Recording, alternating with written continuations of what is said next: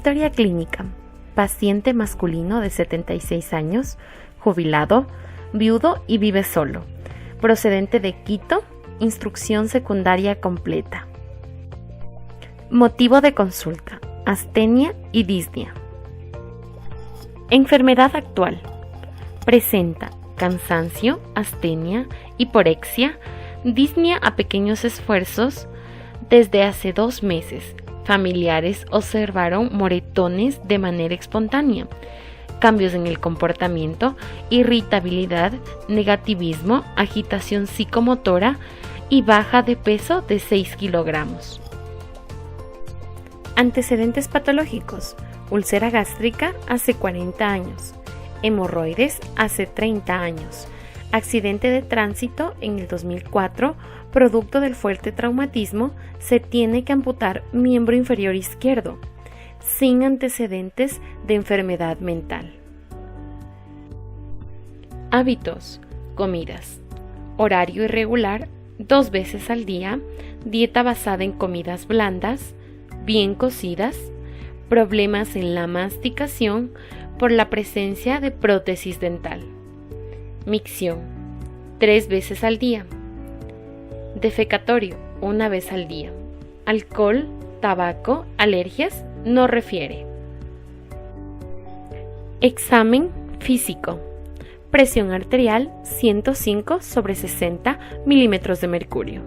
Frecuencia cardíaca 60 latidos por minuto. Frecuencia respiratoria 22 respiraciones por minuto. Temperatura 36.4 grados Celsius. Peso 54 kilogramos. Talla 1,44 metros. Buen estado de hidratación: piel tibia, seca, elástica, palidez marcada, equimosis en extremidades superiores.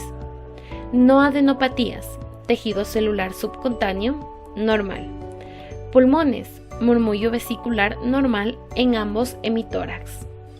Cardiovascular: ruidos cardíacos de buena intensidad, rítmicos, no soplos. Abdomen: no doloroso a la palpación, ruidos hidroaéreos normales. Genito urinario normal. Neurológico: despierto, desorientado en tiempo y espacio. Funciones mentales: alteración del cálculo, memoria reciente y praxia. Glasgow 13/15.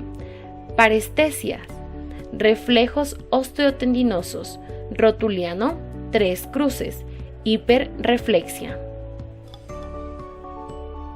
Ahora vamos a realizar el análisis fisiopatológico de los signos y los síntomas. Signos y síntomas. Los síntomas son astenia, disnea e hiporexia, y los signos son equimosis, palidez, parestesias, Romberg positivo, agitación psicomotriz. Estos 3 últimos hacen referencia a lo que son patologías neurológicas. Astenia se define como la debilidad o fatiga general. También se denomina como lasitud, desfallecimiento, falta de vigor y necesidad de descanso. En la etiología están las infecciones, sobre todo las de evolución crónica, falta de descanso, como son las jornadas laborales intensas, trastornos de sueño, ejercicio excesivo, trabajo más allá de las posibilidades de los pacientes, neoplasia ya que consumen nutrientes del huésped, fármacos, sobre todo aquellos que actúan sobre el sistema nervioso central, y los trastornos metabólicos y nutricionales, como la diabetes, el hipotiroidismo, el hipertiroidismo, conjuntamente con las anemias. La disnea es la dificultad de la respiración. Es una carencia de respiración laboriosa secundaria a un esfuerzo o incremento en el trabajo respiratorio. Es cuando el trabajo respiratorio ha aumentado, produce a un estímulo que va hacia los receptores y de ahí a los centros respiratorios en el bulbo raquídeo y la protuberancia que se encuentran en la corteza cerebral. Estos receptores se encuentran en los músculos de las vías respiratorias y la caja torácica.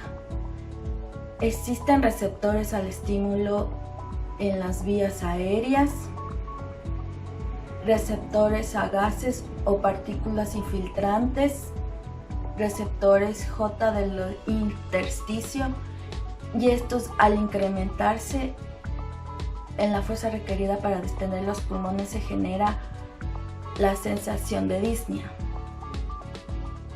La etiología es el aumento de los requerimientos ventilatorios, como son el ejercicio intenso, la anemia, la acidosis, etc.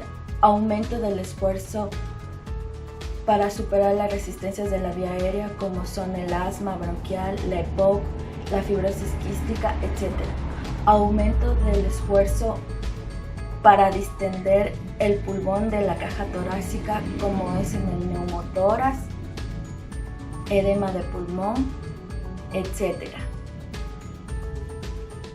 También aquí se encuentran lo que es el deterioro neurológico, como puede ser en la poliomielitis, lesiones medulares, etc. Alteraciones también psicológicas en lo que es la percepción de la conciencia, como son la ansiedad y los ataques de pánico. Cuando estos afectan en cambio al sistema cardiovascular, que es el encargado de distribuir la sangre oxigenada a los tejidos, y ¿cómo lo hace? El corazón debe llenarse y contraerse sin generar aumento de las presiones. Aquí esta concentración de la hemoglobina debe de estar normal. Y ahora, ¿cuáles son los mecanismos que afectan y causan disnea? Es el aumento del aumento al flujo aéreo, del edema, de la hipoxia y la caída de la tensión arterial en el callado aórtico y del seno carotídeo. Esto se va a clasificar de acuerdo a 4 grados, comenzando por el número 1 cuando es a mayores esfuerzos y el 4 cuando está en reposo. La hiporexia es la falta del apetito. Este apetito va a estar regulado por lo que son una serie de factores psicológicos, gastrointestinales, metabólicos, neuronales y endocrinos. La etiología, estos están causados por lesiones inflamatorias de lo que son hígado, vías biliares y páncreas, además de enfermedades gastrointestinales y estados de depresión y ansiedad. Los factores de riesgo son ansiedad, pérdida de memoria, depresión, la edad y los medicamentos. Continuamos explicando lo que es la equimosis. La equimosis tiene diferentes etiologías, entre las cuales las principales son unas reacciones alérgicas, trastornos autoinmunitarios, o también puede ser por infecciones o enfermedades virales que afectan la coagulación de la sangre. Puede ser también por una trombocitopenia, debido a trastornos plaquetarios, trastornos valvulares. Puede ser causantes también de la equimosis lo que es el tratamiento médico, como puede ser la radiación o la quimioterapia. El uso de medicamentos antiplaquetarios, un golpe, un moretón, un hematoma, lleva a lo que es la equimosis. Puede ser también causante el envejecimiento de la piel, la leucemia o el uso de anticoagulantes. En la palidez, relacionándolo con nuestro paciente, hemos tomado las principales causas, como puede ser la anemia, que es debido a una pérdida de sangre por una mala nutrición o por una enfermedad subyacente. Todo esto lleva a que exista una disminución de los glóbulos rojos principalmente, como podemos ver en la imagen. Otra causa podría ser una hipoglucemia, para lo cual vamos a realizar la medición de la glucosa, que debe estar entre valores de 70 a 110 miligramos sobre decilitro. Si la paciente presentara una hipoglucemia, se presentaran todos los síntomas que podemos ver en la imagen, como es la confusión, la taquicardia, hambre, visión borrosa, palidez, etc. Otra causa puede ser las deficiencias vitamínicas, como es el factor antianémico, como es la cianocobalamina, lo que es la vitamina B12 y también la deficiencia de hierro. Necesitamos el hierro porque la médula ósea necesita el hierro para producir hemoglobina. Sin el hierro adecuado, tu cuerpo no puede producir suficiente hemoglobina para los glóbulos rojos. La hemoglobina nos va a servir como el principal responsable del transporte de oxígeno a los tejidos, así como para la síntesis de lo que es el ADN, la respiración celular y para que se lleven a cabo reacciones metabólicas claves. Ahora podemos ver cuáles son las importancias de estos factores. Pasamos también a hablar sobre los trastornos neurológicos, en los cuales se presenta parestesia, romper positivo y agitación psicomotora. La parestesia no es más que una sensación indolora de hormigueo o adormecimiento en las manos, piernas, pies, brazos, etc. El romper positivo es un trastorno en donde la persona al cerrar los ojos pierde el equilibrio y se cae a uno de los lados. La agitación psicomotora, este va a ser un conjunto de signos y síntomas que derivan de la tensión mental, de la ansiedad. Entre los síntomas y signos de los trastornos neurológicos pueden manifestarse de manera repentina, luego de un episodio estresante o con traumatismos físicos, traumas emocionales, entre otros. Asimismo, por deficiencias metabólicas como factores nutricionales. Sin embargo, no siempre pueden identificarse el desencadenante de los síntomas. Una teoría actual que tenemos es la teoría de la metionina. La metionina va a ser necesaria para la síntesis de la S-adenilmetionina. Esta molécula interviene en lo que es una multitud de reacciones de metilación de proteínas, aminas, fosfolípidos, pero también actúa en el metabolismo de los neurotransmisores. Y son estos neurotransmisores los que están interviniendo en lo que es la función neuronal. Además, también interviene en lo que es la síntesis de los nucleótidos, metilación genómica y no genómica. A continuación explicaremos el diagnóstico presuntivo en torno al cuadro clínico de nuestra paciente, que incluye pancitopenia, gastritis crónica y anemia megaloblástica. Otro diagnóstico presuntivo es la pancitopenia, que ocurre cuando una persona tiene una disminución de los 3 tipos de células sanguíneas, que son glóbulos rojos, glóbulos blancos y plaquetas. La anemia ocurre cuando hay una disminución de glóbulos rojos en sangre. La leucopenia es una afectación donde existe disminución de glóbulos blancos y el bajo recuento de plaquetas se llama trombocitopenia. La pancitopenia tiene muchas causas posibles, entre ellas encontramos hereditarias y adquiridas. En las hereditarias podemos observar un síndrome de Fanconi y en las adquiridas centrales y periféricas. En el grupo de las centrales encontramos una aplasia o hipoplasia de médula ósea debida a fármacos tóxicos, radiaciones, hemoglobina paroxística nocturna, a causas inmunes, embarazo o idiopática. Y en el otro grupo encontramos a la mieloptisis o mielofibrosis idiopática, que está constituida por neoplasias hematológicas, metástasis de tumores sólidos y otro tipo de afectaciones como la sarcoidosis. Y finalmente, en el grupo de las centrales están constituida la hematopoiesis ineficaz con la presencia de anemia megaloblástica, mielodisplásicas y otros. En las periféricas se subdividen por secuestro y por destrucción. Por secuestro encontramos hipertensión portal, infiltración neoplásica, infecciones, o por destrucción encontramos el síndrome de Evans, hipertiroidismo, lupus eritematoso sistémico y otras causas hematológicas y síndrome hematofagocítico. Y en el otro grupo encontramos a la mieloptisis o mielofibrosis idiopática, que está constituida por neoplasias hematológicas, metástasis de tumores sólidos y otro tipo de afectaciones como la sarcoidosis. Y finalmente, en el grupo de las centrales están constituida la hematopoiesis ineficaz con la presencia de anemia megaloblástica, mielodisplásicas y otros. En las periféricas se subdividen por secuestro y por destrucción. Por secuestro encontramos hipertensión portal, infiltración neoplásica, infecciones, o por destrucción encontramos el síndrome de Evans, hipertiroidismo, lupus eritematoso sistémico y otras causas hematológicas y síndrome hematofagocítico. Debemos tomar en cuenta que en los países occidentales la etiología infecciosa es más frecuente, pero en países en vías de desarrollo destaca una incidencia de anemia megaloblástica. Una persona con pancitopenia puede tener una amplia gama de signos y síntomas. La lista de los síntomas es larga y cada uno puede variar de acuerdo a la frecuencia y la gravedad. Entre ellos destacan sueño, cansancio, frío, desgano, apatía por parte del paciente, debilidad, fatiga, problemas en la piel como erupciones o moretones de fácil aparición, palidez, frecuencia cardíaca rápida, falta de aliento, problemas hemorrágicos como la presencia de sangrado en encías, hemorragias nasales y hemorragias internas. Esto coincide con la sintomatología de nuestro paciente. Para el diagnóstico de pancitopenia tenemos que guiarnos en una biometría hemática, que esta permite dar un diagnóstico sindrómico y evaluar la severidad del paciente. Asimismo, nos podemos guiar con un frotis de sangre periférica, que orienta un diagnóstico según la morfología y recuentos celulares. El tratamiento de pancitopenia suele involucrar el tratamiento de los problemas de médula ósea y causa subyacente. El diagnóstico correcto de la causa que origina la pancitopenia es importante para aplicar un tratamiento adecuado. Por ejemplo, si la pancitopenia es causada por la exposición a las toxinas, eliminar las toxinas del entorno del paciente puede resolver el problema.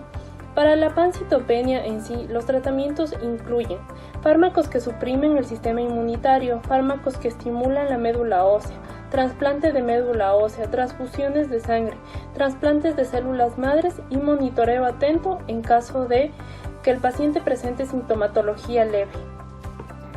Luego del análisis clínico del paciente, consideramos como segundo diagnóstico presuntivo la gastritis crónica. Este se presenta de dos formas: la gastritis de tipo A, que puede causar anemia perniciosa. Este tipo de anemia es producido por la deficiencia de la vitamina B12, que va a provocar un debilitamiento de la pared del estómago, lo que conlleva a una gastritis atrófica. La gastritis de tipo B es la más frecuente y se presenta en casi toda la población mayor de 70 años. Es producido por la infección de Helicobacter pylori y tiene mayor predisposición para desarrollar cáncer. Dentro de los factores etiológicos, principalmente se encuentra la infección por Helicobacter pylori. La edad es otro de los factores importantes y en la gastritis crónica es más frecuente en los pacientes adultos mayores. En cuanto a la fisiopatología, este se da por un revestimiento del estómago que se engruesa y se torna eritematoso, posteriormente delgado y atrófico. Se produce un deterioro continuo y más atrofia, una pérdida de la función de las células parietales, por tanto una disminución de la secreción del ácido gástrico, lo que conlleva a una incapacidad en la absorción de la vitamina B12 y consecuente a esto se produce la anemia perniciosa. En cuanto a las manifestaciones clínicas, tenemos que pueden incluso estar ausentes en la evaluación inicial. La clínica más frecuente incluye dolor epigástrico, náuseas, vómito, pérdida del apetito y dispepsia. El diagnóstico de certeza se logra con el estudio histológico de la biopsia obtenida a través de la endoscopía gastrointestinal superior. Nos informa de la morfología de la gastritis y de la presencia o no de Helicobacter pylori. Para el tratamiento de la gastritis crónica suele ser con medicamentos llamados los inhibidores de la bomba de protones y antiácidos. Estos tratamientos apuntan a neutralizar los ácidos estomacales y ayudan a sanar el revestimiento del estómago. En caso de hallar Helicobacter pylori durante el diagnóstico, se administran antibióticos para erradicarla. Dentro de las complicaciones que se pueden presentar incluyen el sangrado, la anemia perniciosa y el cáncer gástrico. Otro diagnóstico presuntivo es la anemia megaloblástica. La anemia es la disminución de la masa eritrocitaria, por lo tanto la sangre pierde la capacidad de transportar oxígeno hacia los órganos y tejidos y se da la hipoxia tisular.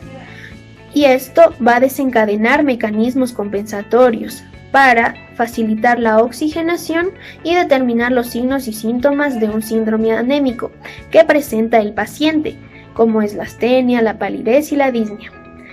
Uno de los mecanismos compensatorios es la redistribución del flujo sanguíneo hacia los órganos más sensibles a la hipoxia, como es el cerebro y el miocardio, mientras que los riñones, la piel y los músculos tienen un bajo flujo sanguíneo y esto desencadena la astenia y la palidez.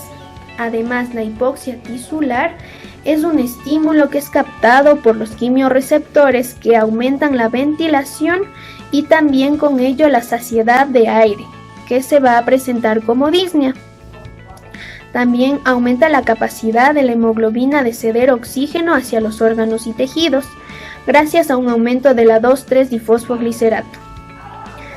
Otro mecanismo es un aumento del gasto cardíaco debido a una disminución de la postcarga y de la viscosidad sanguínea.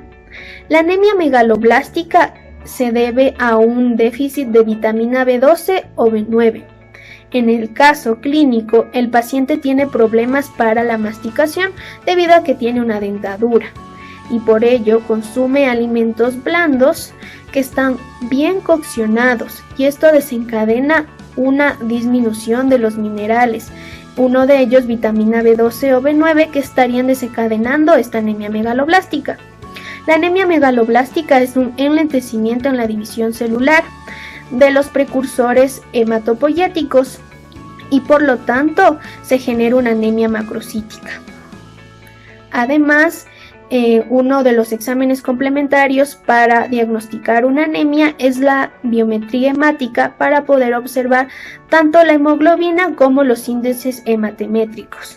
Y el tratamiento depende de la causa que ha generado esta anemia megaloblástica. Exámenes complementarios. La biometría hemática es un estudio citométrico que se realiza a partir de una muestra de sangre y es preferible el ácido etilendiamino tetraacético porque no altera la morfología ni la sedimentación globular. Esta prueba diagnóstica es la más utilizada en la práctica médica porque evalúa las 3 líneas celulares: eritrocitaria, leucocitaria y plaquetaria. Según la OMS, define a la anemia como la cifra de hemoglobina inferior a 13 gramos sobre decilitro en hombres adultos y una cifra inferior a 12 gramos sobre decilitro en mujeres no embarazadas. También tenemos el hematocrito, que es el porcentaje de volumen de sangre total ocupada por los hematíes, con valores normales en hombres del 45 al 55% y en mujeres del 36 al 46%. Tenemos que tener en cuenta que la hemoglobina es el parámetro más importante para el diagnóstico de la anemia. Ahora, los índices eritrocitarios nos ayudan a clasificar el tipo de anemia. Por ejemplo, el volumen corpuscular medio ayuda a clasificar la anemia en macrocítica si es mayor a 100 fentolitros, microcítica menor a 80 fentolitros y normocítica entre 80 y 100.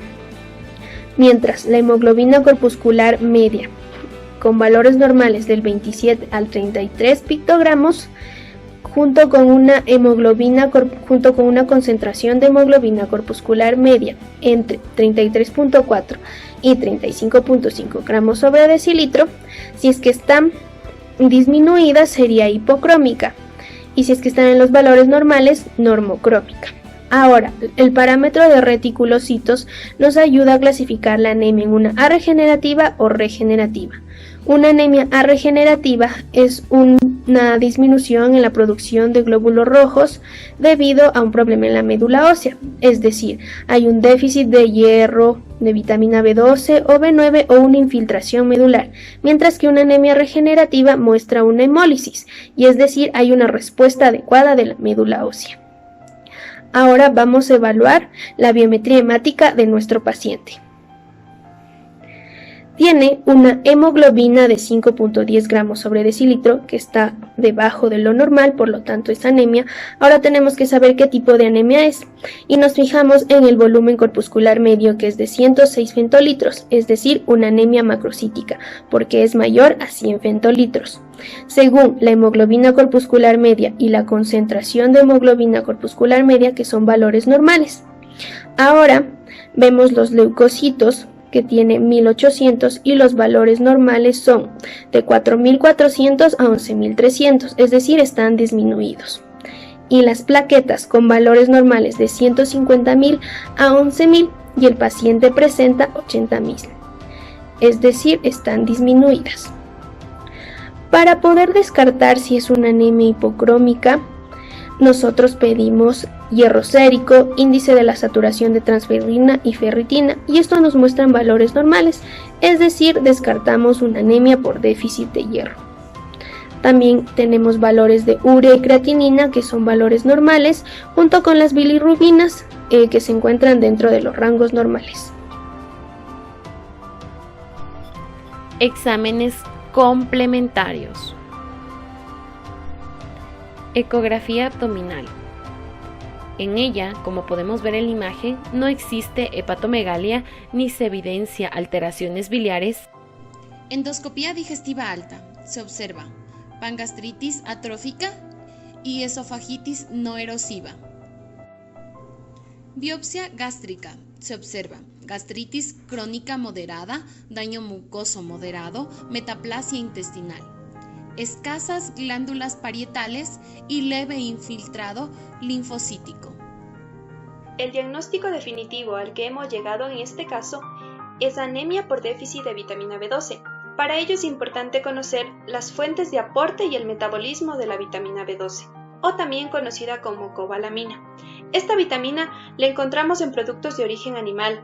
Se estima que las necesidades diarias son 1 a 2 microgramos aproximadamente, dado que el contenido corporal total de la vitamina B12 es de 2 a 3 miligramos y que son mínimas las pérdidas diarias.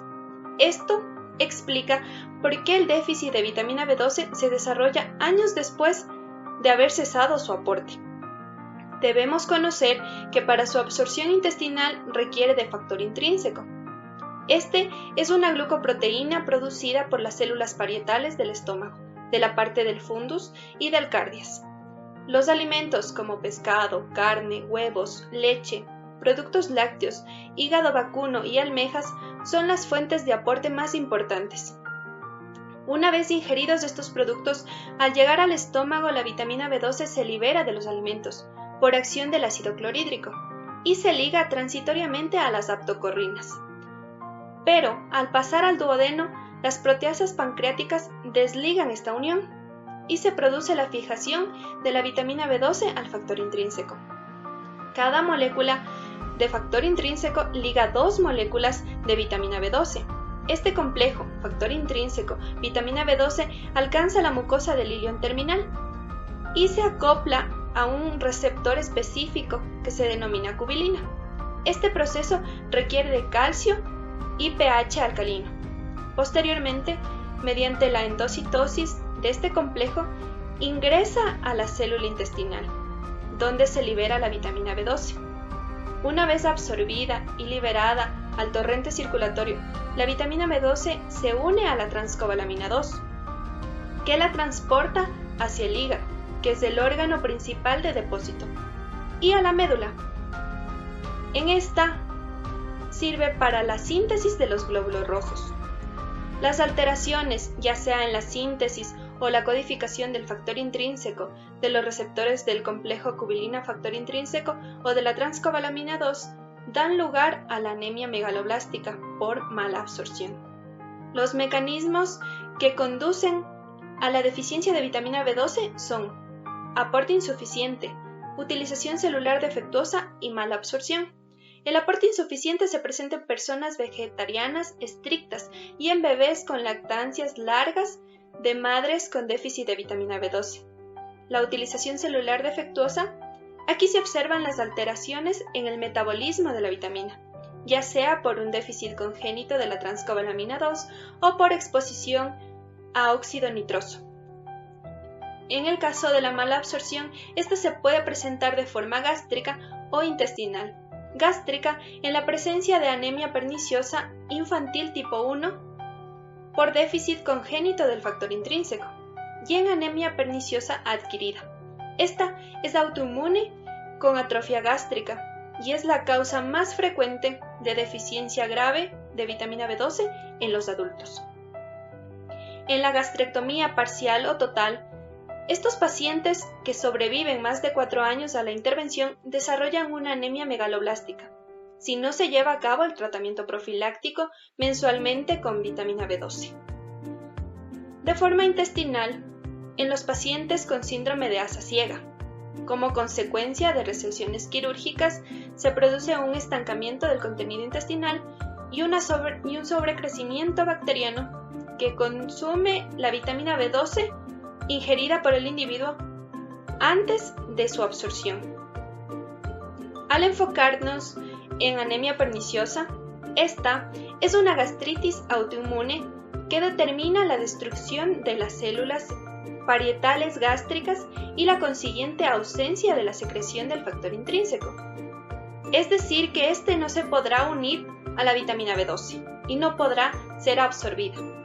El ataque inmune se dirige contra la ATPasa hidrógeno potasio gástrica, la que a su vez ocasiona la acloridria, típica de estos pacientes. En numerosas ocasiones se acompaña de trastornos autoinmunes. Estos pacientes presentan una clínica del síndrome anémico, como la antes mencionada con la paciente de nuestro caso. Los signos y síntomas comunes de las anemias, como disnea, astenia, pérdida de peso, fatiga muscular, además síntomas megaloblásticos característicos, como la glositis y las úlceras orales. Los pacientes pueden presentar síntomas relacionados con mala absorción, como diarrea persistente, esteatorrea, dolor, calambres, hinchazón y gases intestinales. Los síntomas neurológicos se presenta un cuadro típico que se inicia con parestesias simétricas en los miembros inferiores, la denominada parestesia en calcetín, debidas a las neuropatías periféricas, y progresa lentamente con inestabilidad de la marcha, romper positivo, ataxia, espasticidad e hiperreflexia. Cuadro neurológico que presentaba esta paciente. Algunos pacientes presentan trastornos de comportamiento, como depresión, irritabilidad, manías o paranoia, la denominada locura megaloblástica. Finalmente, es importante recordar que el déficit de cobalamina también favorece el desarrollo de osteopenia y osteoporosis, aumentando el riesgo de fractura de cadera y aplastamiento vertebral. Yo te voy a explicar acerca de cuál es el tratamiento para la anemia megaloblástica por déficit de vitamina B12. Primeramente, es importante, antes de iniciar algún tratamiento, tomar muestras sanguíneas para la determinación de los niveles séricos de vitamina B12 y de ácido fólico. Esto nos ayudará a determinar el problema subyacente que desencadenó esta patología. Una vez confirmado el déficit de vitamina B12 y si la gravedad clínica de la anemia, por ejemplo en los casos de los pacientes ancianos o en pacientes con cardiopatía isquémica asociada, lo amerita, se aconseja la transfusión de paquetes globulares. Sin embargo, si esta transfusión no es necesaria, se instaurará el inicio del tratamiento con cianocobalamina intramuscular. Se prefiere esta presentación intramuscular ya que la mayoría de trastornos, como pudimos observar, se deben a un déficit de la absorción de esta vitamina. Y esta presentación va a favorecer a la elaboración de las reservas de la misma en el organismo. En cuanto a la dosis, va a ser de 1000 microgramos diarios durante 1 o 2 semanas. Progresivamente se administrará una inyección semanal durante un mes hasta que se corrija la anemia. Posteriormente, esta administración intramuscular va a ser una vez cada mes. Actualmente existe el tratamiento vía oral con una dosis de 2 miligramos diarios. Esta presentación muestra tener una buena absorción y además buenos resultados, empleándose con más frecuencia en los pacientes vegetarianos y malnutridos o en los que coexistan trastornos que impidan la administración por vía parenteral. Bien, ahora en el caso de nuestro paciente se le ha administrado el tratamiento de cianocobalamina en ampollas de 1000 microgramos diarios. Muchas veces la anemia megaloblástica se va a producir por una carencia de la vitamina B12 en la alimentación, por lo que es importante la corrección de la dieta mediante la ingesta de vegetales verdes, especialmente la selga, espinacas o el brócoli. Estos son alimentos ricos en estas vitaminas. Sin embargo, su cocción va a reducir a la mitad esta vitamina, hasta en un 50%, por lo que se recomienda no dejarlos en cocción por tiempos prolongados. Si la causa de la deficiencia de la vitamina B12 no es la carencia de esta en la alimentación, generalmente se requerirán inyecciones de vitamina B12 durante cada 6 meses durante el resto de su vida, por todo el resto de su vida. Ahora bien, una vez administrado este tratamiento, después de 6 o 10 días del inicio de la terapia, se va a producir un aumento de los reticulocitos, lo que se denomina pico reticulocitario. Esto nos sirve para determinar el control de la efectividad del tratamiento. La anemia megaloblástica se va a corregir después de 6 u 8 semanas tras haber iniciado el tratamiento. Los síntomas neurológicos pueden producirse transitoriamente y van a mejorar. Y estos van a mejorar después de semanas o meses. Ahora bien, ¿cómo evolucionó nuestro paciente? Pues bien, 2 semanas después se tomó un nuevo control hematológico, una biometría hemática, en la cual se encontraron los siguientes valores. Una hemoglobina de 11 miligramos sobre decilitro, un hematocrito de 31%, reticulocitos de 6.380 milímetros cúbicos, plaquetas de 495.000 milímetros cúbicos. Y ¿esto qué nos quiere decir? Que los valores sanguíneos que estaban alterados ahora están volviendo a sus valores normales, ya que al compensar el déficit de uno de los factores que va a ayudar a la producción de células sanguíneas, va a volver a la normalidad la producción de estas. Ahora bien, desde el punto de vista clínico, se observó a una paciente tranquila, orientada en las 3 esferas. Se evaluó la parte neurológica, en la cual presentaba aún dificultad para la marcha, pero esta ya era muy leve. Tratamiento. Para el tratamiento de la gastritis crónica enviaremos al paciente inhibidores de la bomba de protones y antiácidos con la finalidad de contrarrestar los ácidos estomacales y de esta manera poder sanar el recubrimiento del estómago. Para la anemia perniciosa enviaremos vitamina B12 intramuscular y tabletas de ácido fólico. Teniendo en cuenta todos los exámenes que se le ha realizado, se le ha diagnosticado una anemia perniciosa. ¿Usted sabe qué es una anemia perniciosa? Perniciosa, no sé, anemia, sí. Ya. Es una anemia que es debido a la mala absorción de la vitamina B12 o en sí a falta de vitamina B12. Esto se vino dando desde que usted me lleva diciendo que ha tenido varios cambios en su alimentación. Ya. Es por ello que usted se sentía cansado, que se sentía con dificultad para respirar, que usted se sentía mal y los moretones que le aparecían en su cuerpo fueron debido a eso. Pero no se preocupe, nosotros le vamos a ayudar. Gracias, doctor. Ya, le voy a recetar lo que son 100 microgramos de vitamina B12. ¿Ya? Estas van a ser intramusculares y los vamos a acompañar con unas tabletitas de ácido fólico. ¿Ya? Estas intramusculares se las va a colocar cada día, ¿ya? Y también, asimismo, se va a tomar una pastillita del ácido fólico. Yo ya le voy a encomendar a su familiar para que le dé, ¿ya? Igualmente, la enfermera le va a colocar las inyecciones. Y nos vamos a ver dentro de 7 días para ver cómo evolucionamos y cómo va el tratamiento. También tenemos que tener cuidado en lo que son la comida. Ya le estoy mandando una dieta rica en vitamina B12 para que usted pueda ayudarse de esa manera. ¿Listo? Gracias, doctor. A usted.